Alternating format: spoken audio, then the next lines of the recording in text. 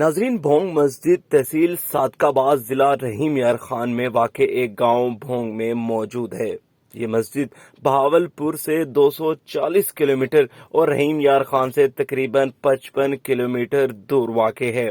اپنے عمدہ ڈیزائن، منفرد طرز تعمیر اور جاذب نظر خطاطی کی وجہ سے اس مسجد کو خاص شہرت حاصل ہے۔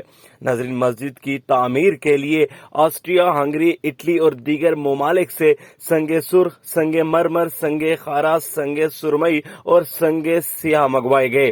ان پتھروں کو کاٹنے اور تراشنے والے سینکڑوں کاریگروں کی خدمات حاصل کی گئیں۔ یہ مسجد 1932 سے 1982 تک تقریباً 50 سال میں مکمل ہوئی۔ ان 50 سالوں میں ہزاروں کاریگروں نے مسجد کی تعمیر میں حصہ لیا، جن کا تعلق پاکستان اور انڈیا سے تھا۔ ناظرین، مسجد کی تعمیر کے دوران کئی کاریگر عمر رسیدہ ہو گئے، کئی انتقال کر گئے۔ ان کے بیٹوں اور بعض کے پوتوں نے یہ ذمہ داری سنبھالی۔ یوں 3 نسلوں نے اس مسجد کی تعمیر میں حصہ لیا۔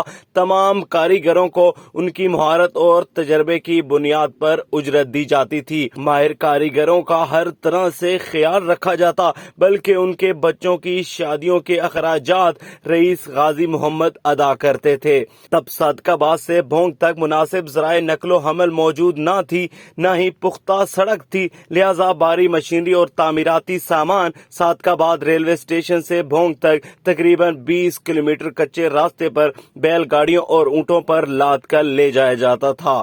ناظرین، مسجد کی تعمیر کے لیے کوئی باقاعدہ نقشہ نہیں بنایا گیا تھا۔ ایک خاکہ رئیس غازی محمد کے ذہن میں تھا، جس کے مطابق تعمیر کا آغاز کیا گیا۔ رئیس غازی محمد مختلف ممالک میں جاتے، وہاں کی مساجد دیکھتے اور جو چیز پسند آ جاتی تو اس کے مطابق مسجد کی تعمیر میں تبدیلی کرواتے۔ اس طرح مسجد کے ڈیزائن میں کئی بار تبدیلی کی گئی، کئی حصوں کو دوبارہ بلکہ سہ پارہ بھی نئے سرے سے تعمیر کیا گیا۔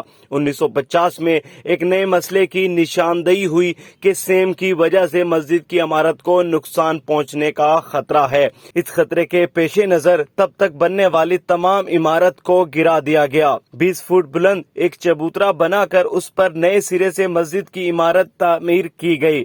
اس سے مسجد کی پائیداری کے ساتھ ساتھ خوبصورتی اور جلال و عظمت میں بھی اضافہ کیا گیا۔ مسجد کی تعمیر کے دوران 1975 میں رئیس غازی محمد کا انتقال ہو گیا۔ ان کی وفات کے بعد ان کے بڑے بیٹے رئیس شبیر محمد نے مسجد کے کام کو آگے بڑھایا، جو خود بھی درویش صفت انسان تھے۔ 1982 میں مسجد کی تکمیل مکمل ہوئی تو اسے بین الاقوامی شہرت حاصل ہوئی۔ دنیا بھر سے سیاح اس مسجد کو دیکھنے آنے لگے۔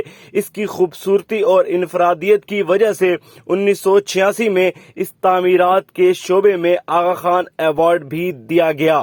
12 مئی 2004 کو حکومت پاکستان نے اس مسجد کی تصویر والا ڈاک ٹکٹ بھی جاری کر دیا۔